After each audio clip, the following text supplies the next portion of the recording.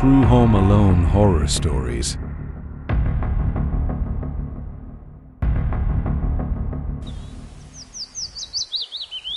Lisa has just moved into an old house in suburban Pennsylvania, isolated in a wooded area. The house was built in the 1920s and had been owned by several owners, all of whom moved out after a short time.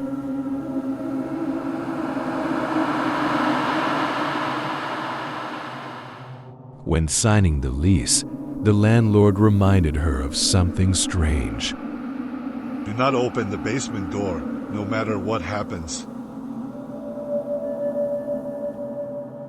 He did not explain further, only saying that the plumbing system below had been broken for a long time. Lisa didn't care. She liked the idea of having a quiet place to live and enjoy her freedom after breaking up with her abusive boyfriend. However, she quickly realized that this house was not as peaceful as she thought.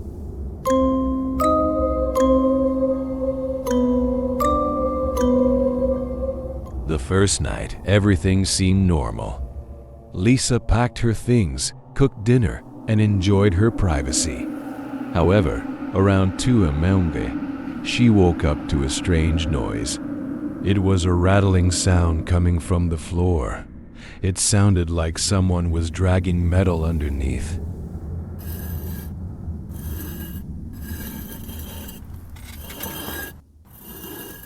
She listened for a moment, but the sound disappeared.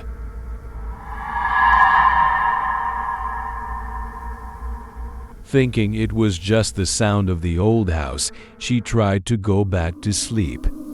However, the next morning, when she went down to the kitchen, she noticed that several items in the kitchen had been disturbed. The knife block on the counter had been moved, and a small knife was missing.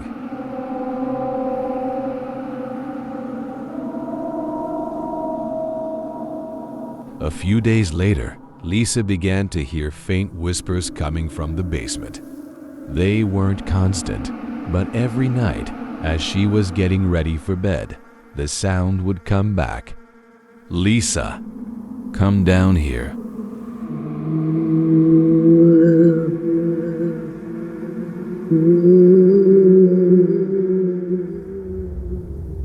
The voice was weak and lingering, as if coming from a very far place. Lisa felt a chill down her spine, but tried to convince herself that it was just an illusion or the wind coming through the cracks in the door. However, the next night, the voice rang out again, this time clearer and almost pleading. "Lisa, open the door."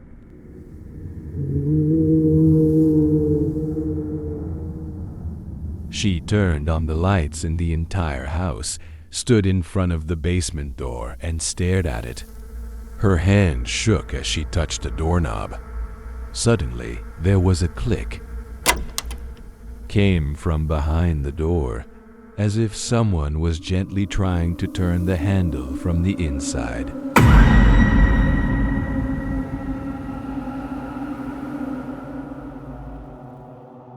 Lisa ran into her bedroom, locked the door, and called the police. When the operator asked her what was going on, all she could say was, "There's someone in my basement. He knows my name." She heard a slow knocking sound from outside her bedroom, one beat at a time, cold and deliberate.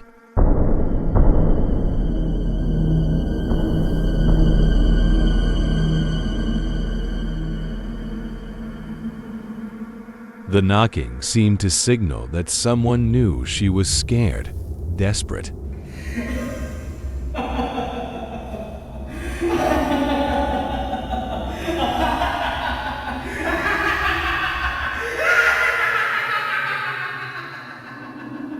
The police arrived within 10 minutes. They searched the entire house but found no one. The basement door was locked from the outside, and there was no sign of forced entry. They reassured Lisa that she was probably just stressed and to call back if she heard anything else unusual. After the police left, Lisa decided to put a heavy chair against the basement door and tried to go back to sleep. But as soon as she closed her eyes, she heard a light tapping sound on the floor right under her bed.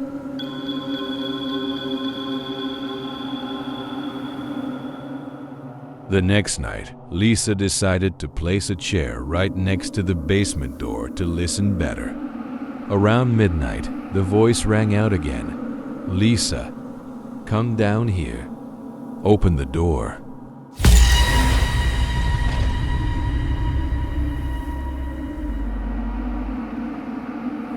This time, it was no longer gentle, but urgent and angry, as if impatient. She gathered her courage, unlocked the basement door, and gingerly pushed it open. The dark staircase revealed itself before her. The smell of mold and rust hit her in the face, making her step back. Suddenly, from the darkness, a gray hand reached out and grabbed her leg. Lisa screamed, jerked her leg, and fell to the floor. She looked down and saw clearly a pale face and sunken eyes staring from the darkness below the stairs. "You opened the door," a hoarse voice said. "I'll never let you go." Lisa scrambled back and kicked the door, slamming it shut before anything could emerge. But before she could lock it, the door swung open again, a terrible force from inside shoving it open. She ran up to her bedroom, locked the door, and searched for her phone to call the police. But when she returned, she found the phone was gone, as if someone had taken it during her panic. Oh, God! Heavy footsteps began to echo from the stairs, each step making Lisa feel like she was about to stop breathing. She found a knife in the drawer, holding it to her chest with trembling hands. The bedroom door suddenly opened, and a tall figure with a blurry face stood in the doorway.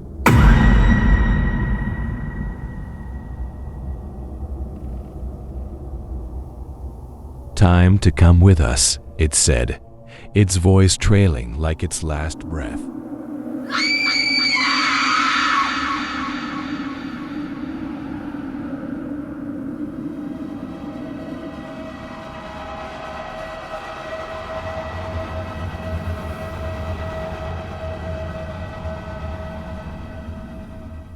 The police were called a second time by a neighbor who heard Lisa screaming.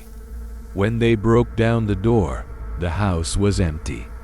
There was no sign of Lisa, no sign of forced entry, but the basement door was wide open.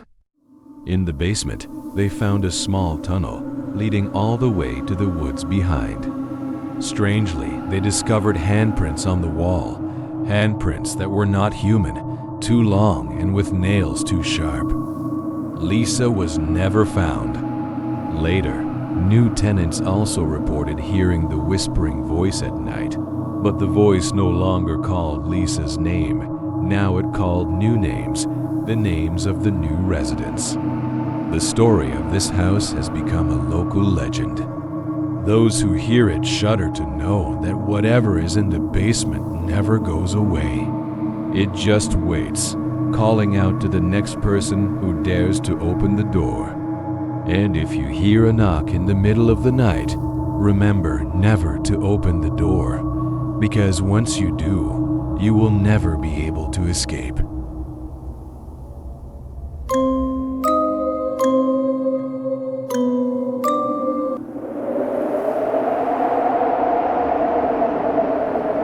Jessica stood in front of the old wooden gate of her new house. The lush vines wrapped around the fence like a green curtain, creating a feeling of both mystery and peace. She looked up at the two-story house with discolored red bricks. the slanted porch as if it were bending down to welcome the new guest.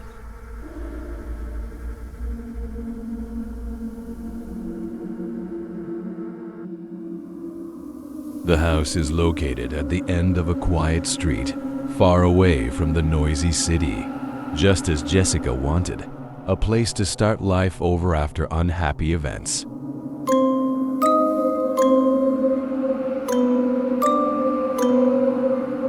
From the very first night, Jessica realized something was wrong.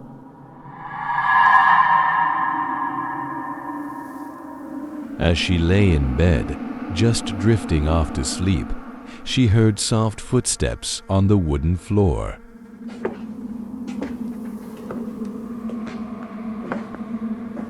At first, she thought it might be the creaking of the old floor, but this sound was clearer than that. Slow footsteps, as if someone was walking down the hallway right in front of her door.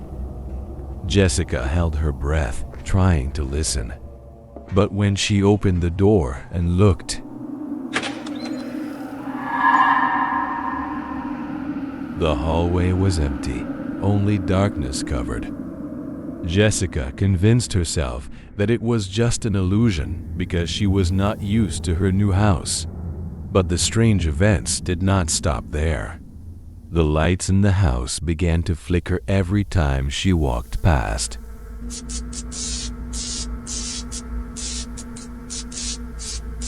Sometimes she felt invisible eyes following her, sending a chill down her spine.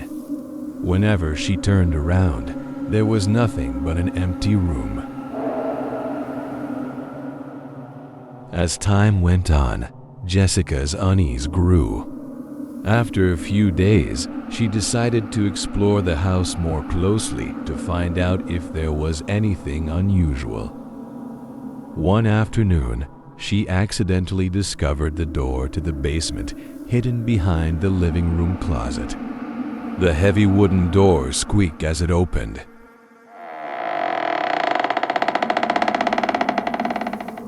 Revealing a staircase leading down. The dark space below emitted a chill that made Jessica shiver.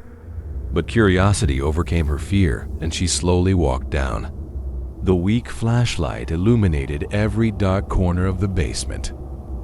The musty smell filled his nose, and the wind whistling through the broken glass made an eerie sound.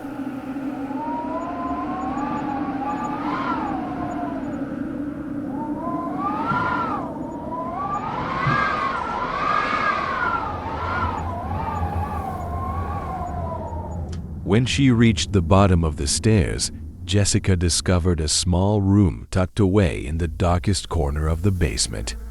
The door to this room was locked, but the rusted lock was no longer strong enough to keep her out.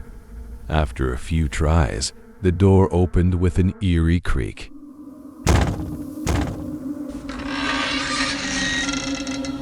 Inside the room was a strange sight. Deep scratches were left on the wooden floor, as if something had tried to get out. Jessica felt a chill run down her spine as she saw the traces. There were several faded black and white photographs on the wall, taken years ago of the house. In the flickering light of the flashlight, Jessica could see the outlines of faces in the photos, faces that she knew, as if she had seen them somewhere before.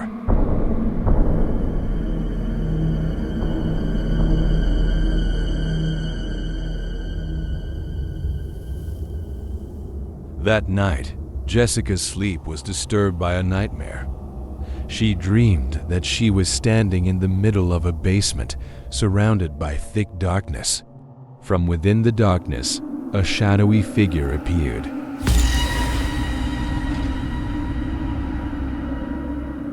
A tall black shadow with glowing eyes.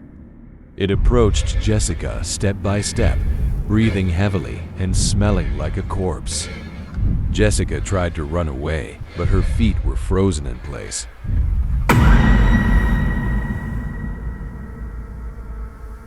Jessica woke up with a start, gasping for breath. The room was pitch black, and it was so quiet that she could hear her own heartbeat. Suddenly, a sound came from the basement. Slow, steady footsteps, as if someone was climbing the stairs.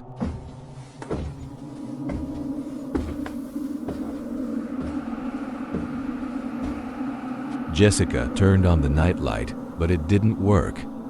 She shakily searched for the flashlight on the table, but as soon as she turned it on, she was startled to see a dark figure standing at the end of her bed. It had no face, just a dark shape with glowing red eyes staring at her.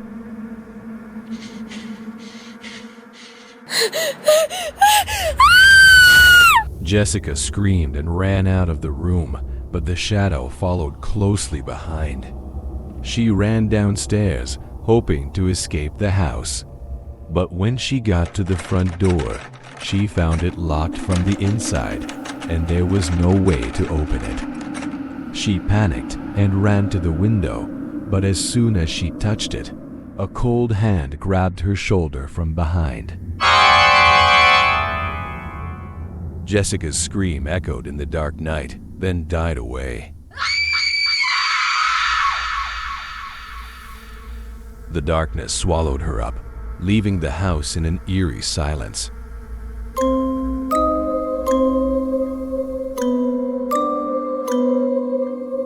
The next morning, the house was as quiet as ever. The lights were on, the front door was unlocked, and everything was in order, as if no one had ever lived there.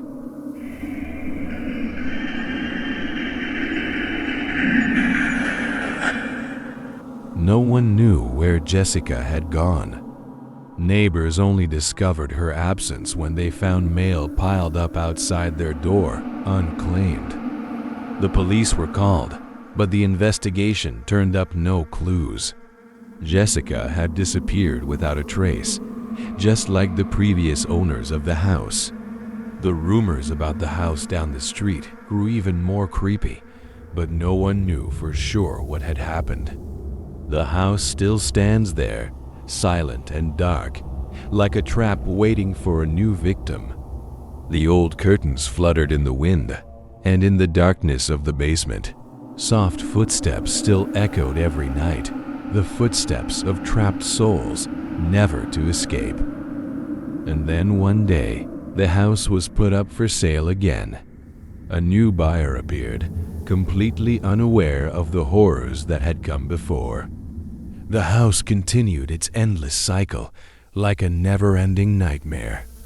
The house at the end of the street waited, patient and silent, preparing to welcome its new owner.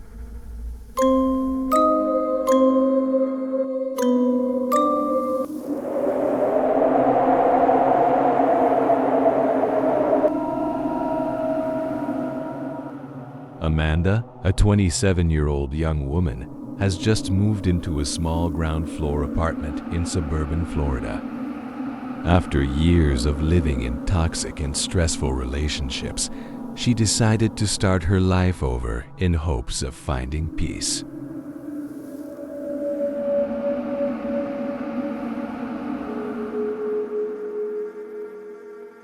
It all started with something small. Amanda noticed some things in the house had been moved that she didn't remember touching.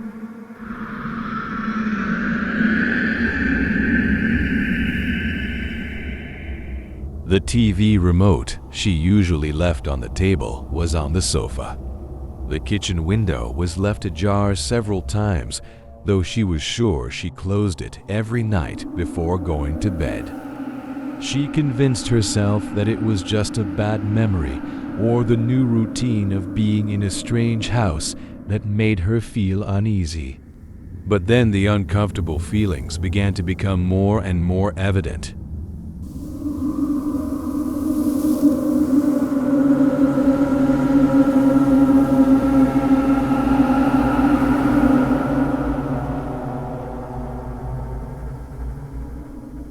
Every time Amanda came home from work, She felt as if someone had been in the apartment, as if the air around her still held the scent of a stranger.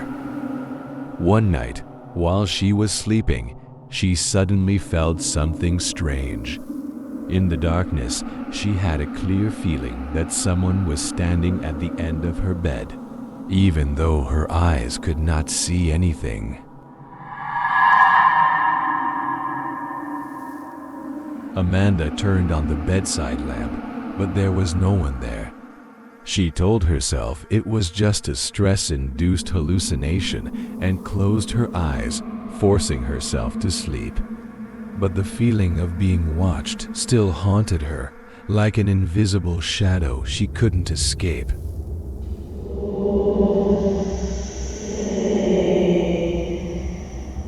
That night, after work, Amanda lay in bed reading as usual. The clock had already pointed to 1 a.m. and she was starting to feel tired. Just as she was closing the book, a cold feeling ran down her spine. She suddenly had a very clear feeling that someone was watching her, watching from a very close distance.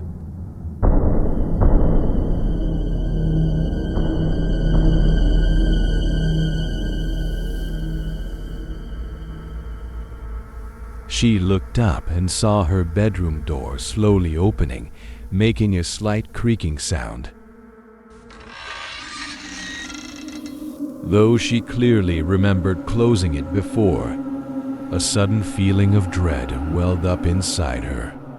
The air in the room became heavy, and her breathing became more rapid.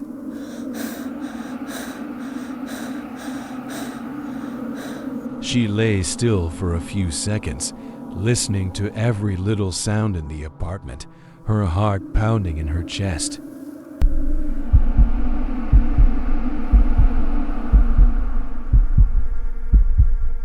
After a few minutes of gathering her wits, Amanda tiptoed out of bed, her bare feet lightly touching the cold wooden floor. She slowly walked towards the slightly ajar door, trying to convince herself that it was either the wind or the door had just slid open on its old hinges. As she reached for the door, she was about to open it wider.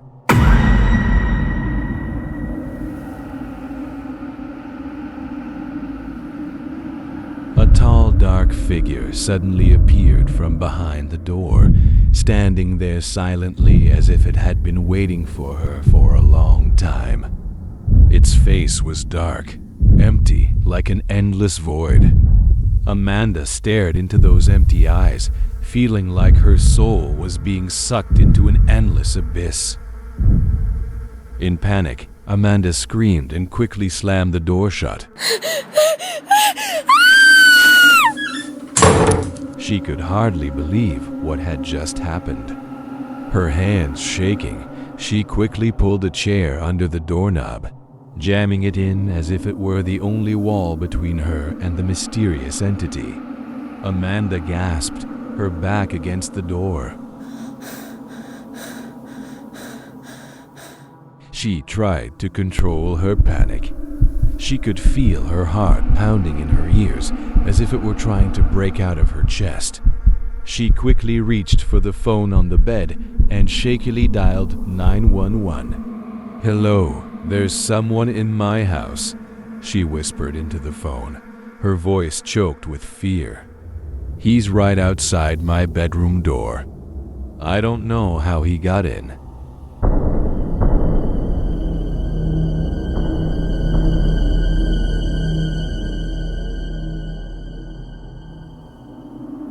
The operator calmly instructed Amanda to stay safe and said the police were on their way. As she waited, Amanda pressed her ear to the door, trying to hear any movement outside. But there was an eerie silence. The silence was more terrifying than the noise. It was like something was waiting for her to make a mistake.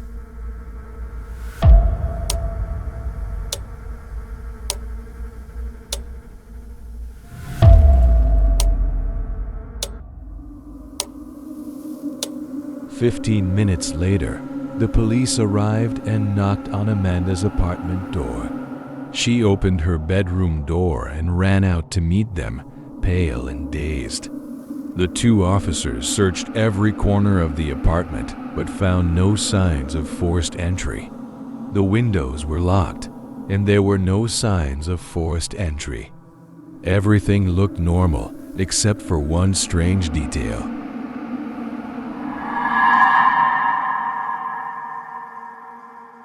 On the carpet in front of Amanda's bedroom door, there were clearly printed wet footprints of an adult. The trail led from the living room to the bedroom door, but then disappeared completely.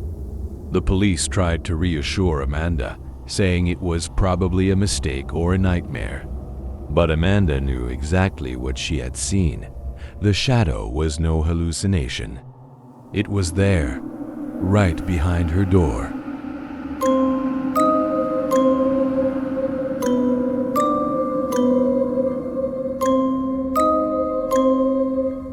After that night, Amanda didn't dare stay in the apartment another day. She packed her things and moved to a friend's house. For a week after the horrific event, she could still feel invisible eyes watching her, even when she was no longer in the apartment. Every night, when she closed her eyes, she still saw the image of that shadow's dark, empty face appear in her mind, as if it was reminding her that it had not left yet and was still waiting.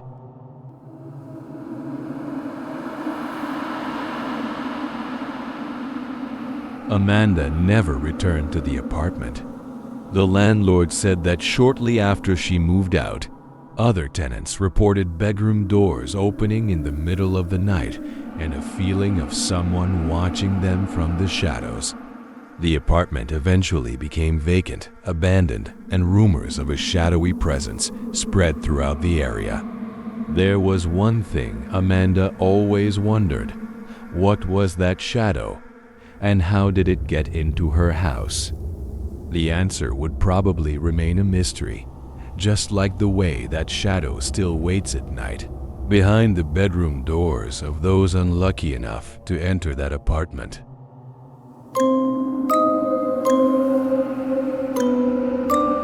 If you find the story interesting, please like and subscribe to wait for more scary stories.